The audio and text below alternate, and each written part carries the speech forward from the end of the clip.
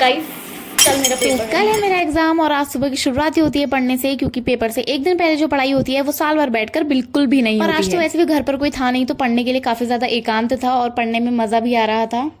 पर पता नहीं एकदम से मुझे क्या हो गया, और पढ़ने में मजा ही आ रहा था कि उतने में ही मम्मी लोगों का कॉल आ गया कि उनको बाजार से आने में लेट हो जाएगा, और इसलिए उन्होंने मुझसे कह दिया था कि खाना बनाना है। मेरे भाई के शुभ चरण पड़ते हैं रसोई पर और आधे से ज्यादा बर्तन ही गिरा के चले जाता है। और अच्छी बात तो यह है कि मैं जैसे ही सब्जी काट रही थी उतने में मम्मी पापा लोग आ गए थे, एंड मेरे को लगा था कि मैं अपने काम से बच चुकी हूँ, लेकिन नहीं। इसके बाद मेरे भाई ने मुझे शर्ट प्रेस करने में लगा दिया, जो कि वो पहन के भी नहीं जा रहा था।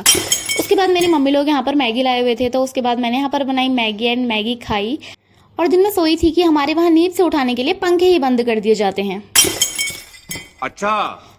सो के उठने के बाद मैं फिर से बैठ गई थी पढ़ने के लिए। मिठाई दे दे नहीं। गाइस मम्मी मिठाई ले आई। अच्छा।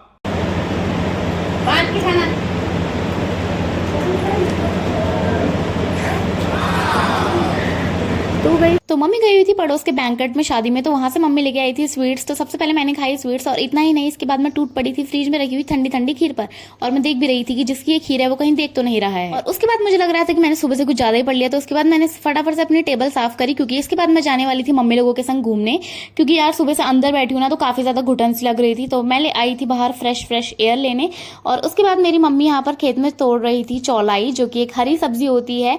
तो यहाँ पर हमारा शेरू घूम रहा था और मैंने भी मम्मी की थोड़ी सी मदद कर दी थी सब्जी तोड़ने में। उसके बाद वापस से घर आकर मैं बैठ गई थी पढ़ने।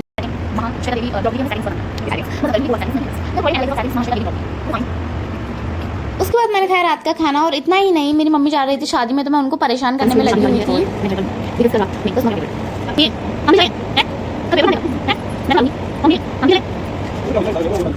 खत्म।